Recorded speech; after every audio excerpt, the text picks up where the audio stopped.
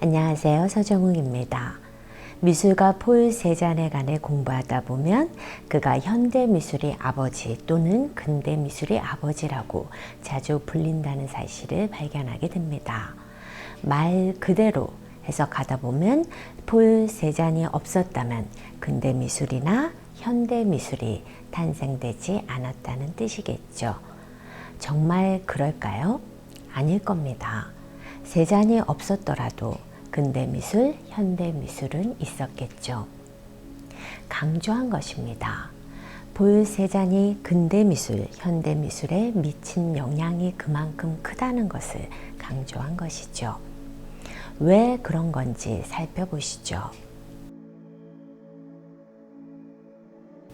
그런데 먼저 근대미술이면 근대미술이고 현대미술이면 현대미술이지 왜 그 두 가지를 다 사용하는 걸까요? 이유는 우리나라에서는 이 두 가지가 정확히 구분되지 않기 때문입니다. 처음에 정확하게 하지 않았던 것이 그렇게 되어버렸죠. 따라서 이제 우리는 문장에 따라 어느 시기의 미술을 말하는 것인지를 추측해야 합니다. 그렇다면 폴 세잔의 경우는 어떨까요? 그의 경우 즉 폴 세잔이 근대미술의 아버지 혹은 현대미술의 아버지라고 할 때 불리는 그 시기는 대략 20세기 전반 정도라고 이해하시면 됩니다. 결론적으로 폴 세잔은 20세기 초반의 미술에 지대한 영향을 끼쳤다는 것이 되겠죠.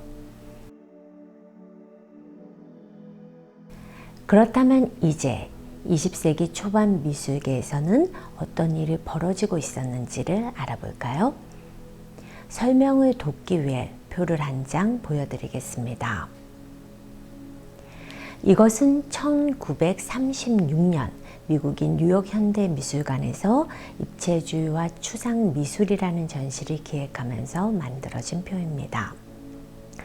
1936년 뉴욕 현대미술관이 초대 관장이었던 알프레드 H. 바 2세라는 분이 기획한 전시였습니다. 먼저 표를 보시죠. 시기는 1890년부터 1935년까지입니다. 그런데 어떻습니까? 수많은 사조들이 서로 영향을 주고 혹은 영향을 받으면서 복잡하게 얽혀 있습니다.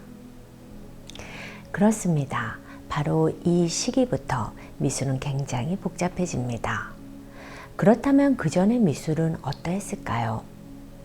비교적 간단한 흐름으로 이어졌습니다. 르네상스 미술, 바로크 미술, 로코코 미술, 고전주의 미술, 낭만주의 미술 같은 시기입니다. 다시 말해 20세기 전의 세계는 하나의 답을 찾으며 발전하고 있었습니다. 하나의 답, 그 다음은 그것보다 좋은 답, 그 다음은 더 좋은 답. 그러던 것이 20세기에 들어와서는 여기저기서 여러 가지 답이 한꺼번에 쏟아지기 시작합니다. 그러다 보니 당연히 미술도 어려워집니다. 서로 상반된 답들이 동시에 나오기 시작했으니까요. 이렇게 복잡해지기 시작하는 때가 근대미술, 현대미술의 시기입니다. 그 자세한 이유는 다음에 설명하기로 하고 20세기부터 미술이 갑자기 복잡해지는구나 정도로 기억하시면 좋을 것 같습니다. 자, 그렇다면 정말 폴 세잔이 이 복잡해지는 미술의 아버지였을까요? 자, 이제 다시 뉴욕 현대미술관이 초대 관장이었던 알프레드 H. 바 2세가 그린 표의 윗부분을 보시죠. 4명의 화가가 나옵니다. 왼편부터 반 고흐, 폴 고갱, 폴 세잔, 조르주 셰라입니다. 역시 폴 세잔이 나옵니다. 그리고 대부분 아실만한 화가들이 나오죠. 반 고흐, 폴 고갱, 조르주 셰라. 하지만 오늘은 폴 세잔에 초점을 맞춰보겠습니다. 자세히 보죠. 폴 세잔이 생테티즘, 즉 폴 고갱이 종합주의에 영향을 주었고, 아래로는 포비즘, 즉 야수주의, 그리고 큐비즘, 즉 입체주의에 영향을 주었습니다. 생각보다는 많지 않죠. 정말 이것만 가지고 아버지라는 말을 들을 수 있었을까요? 그런데 맞습니다. 20세기 미술에 들어와서 피카소로 상징하는 입체주의와 마티스로 상징하는 야수주의는 너무나 큰 의미가 있기 때문입니다. 그리고 입체주의와 야수주의는 그의 미술에도 어마어마한 영향을 줍니다. 그래서 이런 중요한 미술이 토대가 되었던 폴 세잔은 아버지라는 호칭을 갖게 된 것입니다. 그렇다면 이제부터 입체주의가 무엇이고 야수주의가 무엇인지, 그리고 폴 세잔이 그 미술들에 어떤 영향을 주었는지를 살펴보면 될 것 같군요.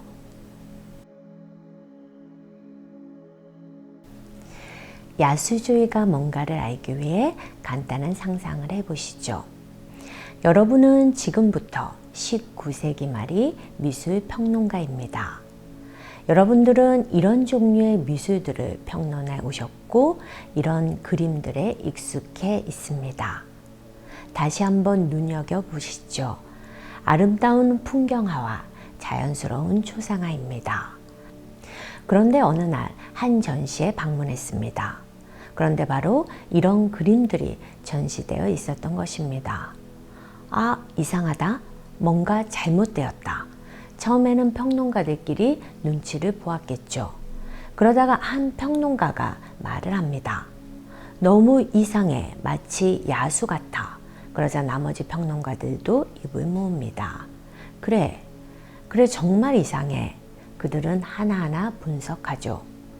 먼저 색이 이상해. 자연색도 아니고 너무 강해. 틀렸어. 또 입체감이 하나도 없어. 미술사의 크나큰 발견인 원근법이 무시되었군. 틀렸어. 형태가 사실과 맞지를 않아. 드로잉이 잘못되었군. 틀렸어. 도대체 어떻게 이런 황당한 그림을 전시할 수 있지? 야수가 아니라면 이럴 수가 없어. 야수. 이렇게 야수파는 탄생된 것입니다. 이해가 되시나요? 그런데 가만히 생각해 보니 이런 황당한 드로잉, 색채, 원근법이 무시된 그림이 이번이 처음만은 아니었던 것 같습니다. 전에도 한 사람 있었죠. 다시 생각해 보니 폴 세잔이 있었습니다. 이런 당시로서는 이상한 그림들의 원조가 따로 있었던 것이죠. 보시는 왼편은 폴 세잔이 그린 베레모를 쓴 자상이고, 오른편 그림이 야수파의 대표 화가 마티스가 그린 그의 자상입니다. 먼저 컬러부터 보시죠. 사람의 얼굴인데 진홍색, 황록색, 벚꽃색, 수박색이 사용되었습니다. 좀 이상하죠? 입체감도 전혀 없습니다. 그래서 인물이 벽에 딱 달라붙어 보입니다. 드로잉에도 세밀함을 찾아볼 수 없습니다. 거칩니다. 그렇습니다. 정도만 좀 차이 나지 폴 세잔의 그림에서는 야수파 마티즈의 그림에서 보여줬던 파격이 이미 있었던 것입니다. 그래서 전문가들은 야수파의 뿌리를 폴 세잔에 두는 것입니다. 아버지인 것이죠. 이번에는 입체주의를 보죠. 입체주의에서의 입체는 우리가 흔히 말하는 그 입체가 아닙니다. 입체주의라고 번역되었지만 원래 명칭은 큐비즘입니다. 즉 사각 박스 같은 것을 의미합니다. 말로는 어려우니 그림부터 보시죠. 어떠십니까? 기존의 회화와는 많이 다르죠. 규정지어 말하기는 어렵지만 뭔가 각이 뚜렷한 형태들이 집합 같아 보입니다. 그래서 큐비즘이라는 용어가 생긴 것입니다. 그런데 여기서 끝이 아닙니다. 이후에 큐비즘은 점점 발전되어 다양한 추상 형태로 변화되기까지 합니다. 그래서 더 어려워지고 세분화됩니다. 그에 따른 용어도 만들어지죠. 초기 큐비즘, 분석적 큐비즘, 종합적 큐비즘 같은 것입니다. 그런데 아무리 복잡한 큐비즘도 간단히 설명될 수는 있습니다. 큐비즘이란 눈에 보이는 그것을 그대로 캔버스에 옮기는 것은 아니다. 먼저 본다. 그리고 보이는 것을 나름의 시각으로 이리저리 분석한다. 그리고 그 분석된 결과를 표현한다. 이러다 보니 큐비즘은 태생적으로 통일될 수 없습니다.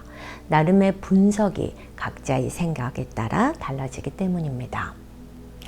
그래서 피카소의 큐비즘, 브라크의 큐비즘, 디상의 큐비즘 이렇게 그린 사람에 따라 다른 것입니다. 그런데 통일된 한 가지는 있죠. 바로 분석한다는 것입니다.